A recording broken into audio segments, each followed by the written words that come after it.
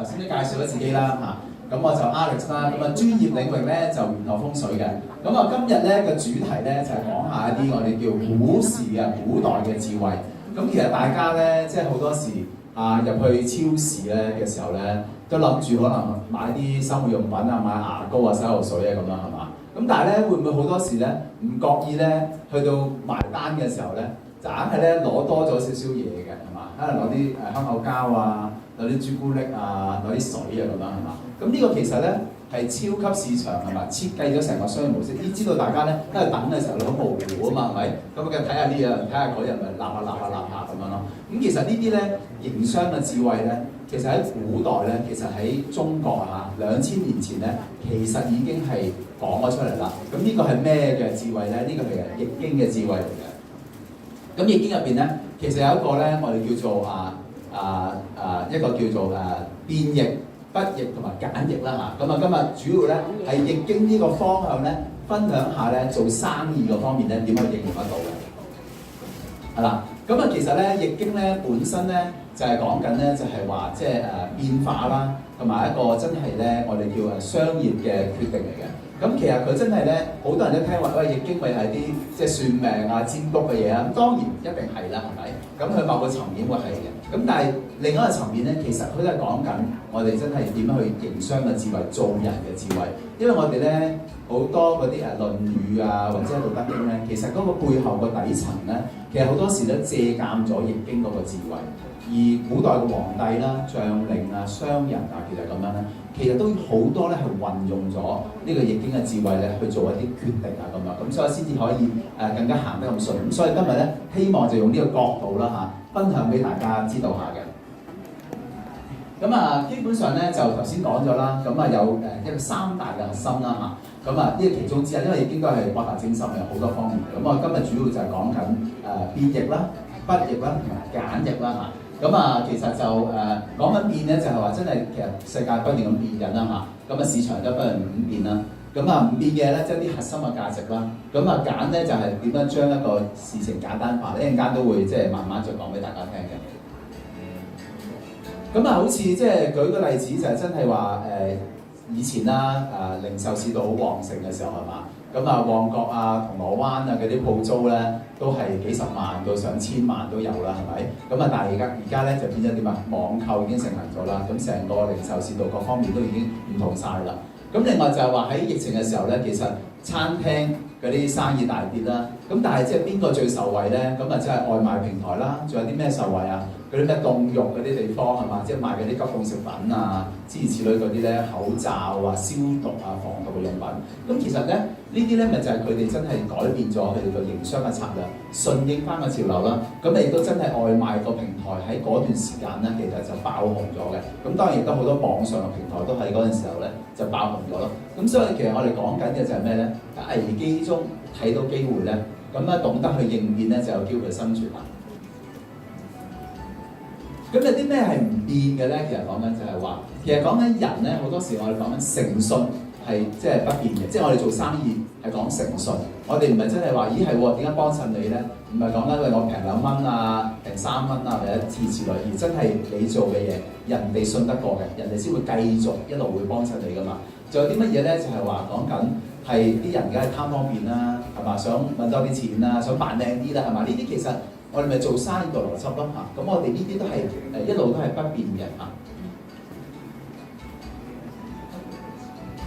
咁咧就簡易啦，就係講緊咧就係咧，其實好多時咧我哋做生意嘅 logic 咧好簡單就 OK 㗎啦。咁好似麥當勞咁樣其實佢好簡單，淨係做咩漢堡包，佢啲嘢咧即係講真就一般啲，但係大家入到去咧，其實乜都唔使諗，我就知道嗌啲乜嘢，個味道喺旺角又係咁，喺美國又係咁，其實全世界都係咁樣。咁另外調翻轉好似香港嘅例子咧，其實八達通啦又係好簡單，即係開頭嘅時候即係嘟一嘟咁其實成件事又唔使帶散紙啊，唔使帶銀包啊，咁其實呢個咧都係佢哋嘅營商嘅模式啦。咁亦都咁樣先可以容易到複製得到。咁其實咧喺易經嗰度咧，大家可能有聽過一個㗎就叫做同則變，變則通，通則久。其實呢一個都係嚟自易經嘅我哋叫繫辭。下傳入邊嘅一啲嘅句語嚟㗎嚇，所以即係大家都用咗咁耐啦。咁其實咩意思咧？講緊就係話窮咧，其實講緊就係即係唔係即係冇錢咁啊？冇錢當然要變啦，係咪？咁但係其實調翻轉咁講，咦？可能有個困難，有個樽頸喺度嘅話咧，咁我咪就要變化咯，係嘛？咁啊變咗嘅時候咧，先至有機會去通嘅。咁啊通咗之後咧，先至可以將件事咧就真係恆久嘅長期咁去繼續行落去啊咁樣咯。咁啊，其實好似係知道係啦，好似Netflix 咁樣啦。咁即係呢個即係個古仔都我諗大家都聽過下啦嚇，都幾出名嘅。因為就話講緊真係以前咧，其實個個都係去即係好多年前啦，就係去租店啊。嗰陣時 Blockbuster 最大啦。咁 Netflix 嘅時候咧，其實真係睇到呢個市場嘅機會係嘛？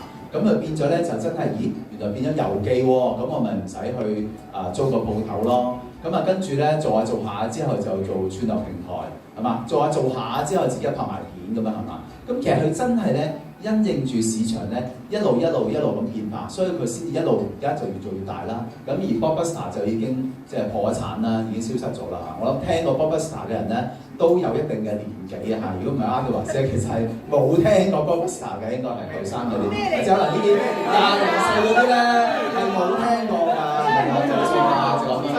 咁所以我哋講緊咧，逆天咧就係個變不變同埋簡單咯。咁啊，所以咧，希望大家咧，即係今日咧就翻去咧，有機會可以諗一諗喺我哋自己做生意嗰度咧，會唔會真係咧有啲乜嘢係即係變咗咧？呢個世界喺我生意營商嘅模式上高，有冇啲咩係變咗咧？第二就係話，咦，我本身我公司核心價值，或者我做生意嘅初心，有冇係變到咧？定係一路咁樣嘅維持緊咧？咁當然初心係最緊要係一路都唔變啦。咁同埋真係咧簡單就係話，成個 operation 係嘛各方面，會唔會將佢簡化到咧，令到個生意係要有所提升啊，同埋可以慳到更加多嘅錢啊咁樣咯。咁我今日嘅分享就咁多，希望大家都可以深思下。同埋呢間咧係有個我哋叫係占卜嘅，咁如果有興趣咧，可以揾我。今日有冇免費占卜？有冇禮物送俾大家？贈幾多句㗎？可以有嘅。呢個都係變同不變啊，因為我就冇準備嘅，都唔緊要嘅。係免費贈翻幾句咯，一贈多幾句。係啦，都係贈多幾句，抽多幾次先。一位啦，好一位啦，好啊。好一位咁啊，你問一條問題啦，問一條問題，大家就記得問完問題，我數1、2、3先至舉手。而家問一條問題。係問一條問題啊！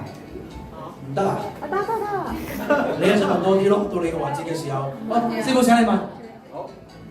咁啊，頭先講咗一個咧，即係我哋成日聽嘅啲類似成語咁樣啦，但係嚟自易經嘅9個字嘅。頭先講咗啦，去翻，就唔可以有啦，唔可以出嚟啦。